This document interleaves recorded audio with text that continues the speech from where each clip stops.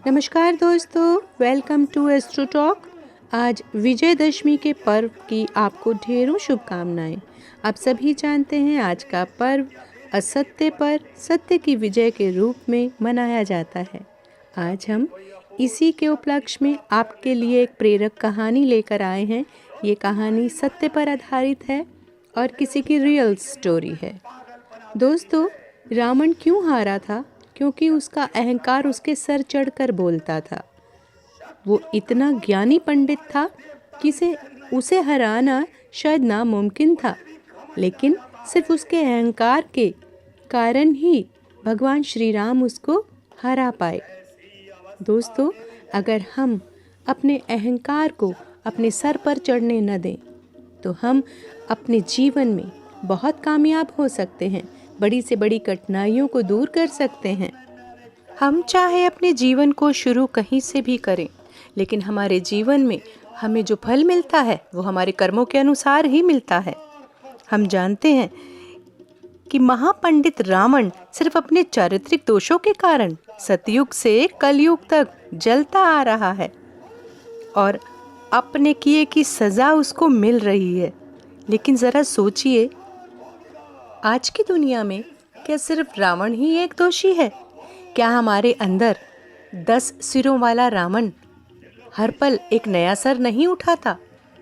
लेकिन हम उसको दबा देते हैं।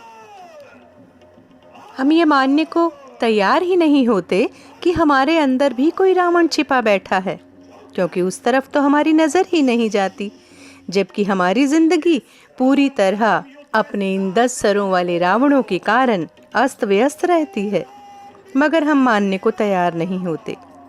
अपने चारित्रिक दोषों को हमेशा हम लोग नज़रअंदाज करते हैं।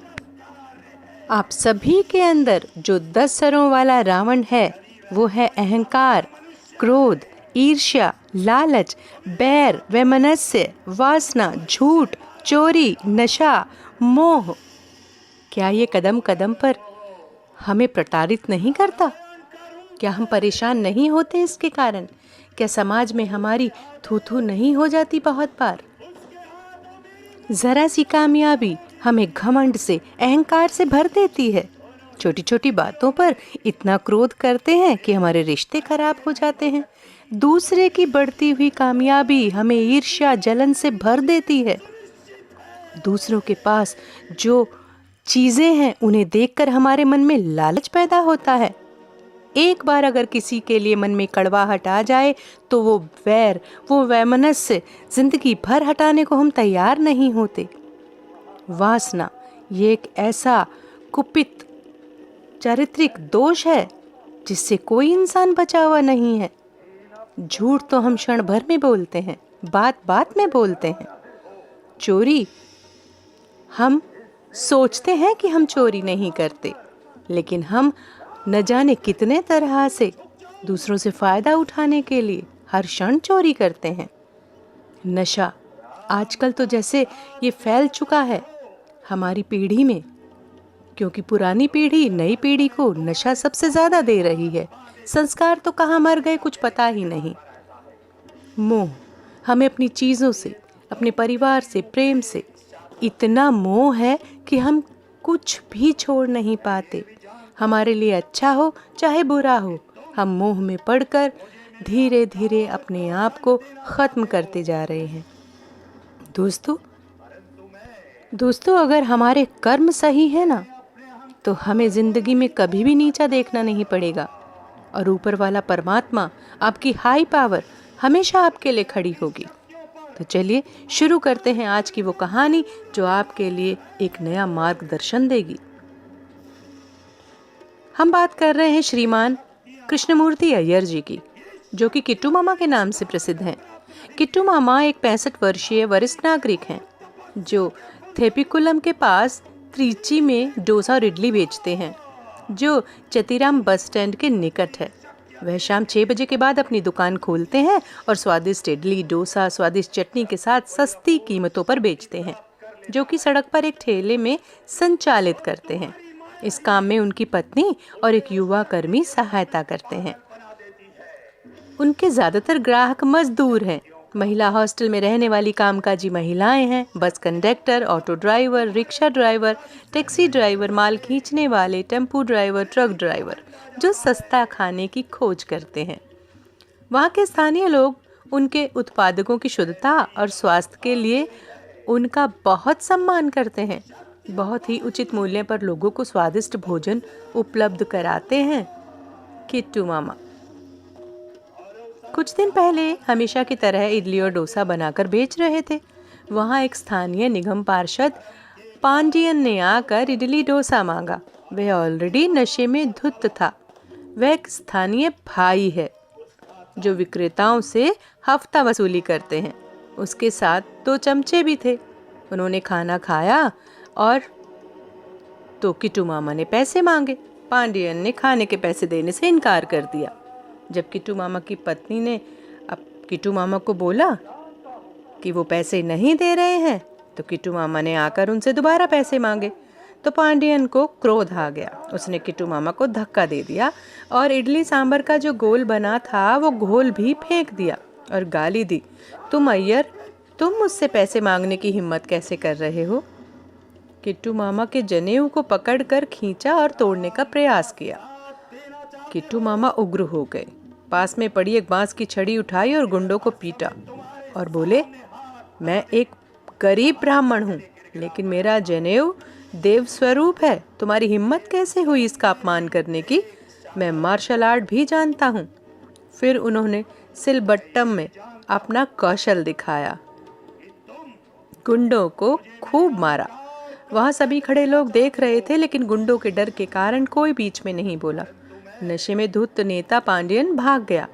किट्टू मामा ने धमकी दी कि अगले दिन वह अपनी पार्टी के कार्यकर्ताओं के साथ आएगा और किट्टू मामा को मारेगा।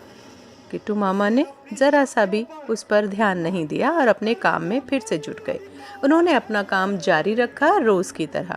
आसपास के कुछ मजदूरों ने किट्टू अय्यर से कहा कि गुंडों के आने पर वो उनकी रक्षा करेंगे।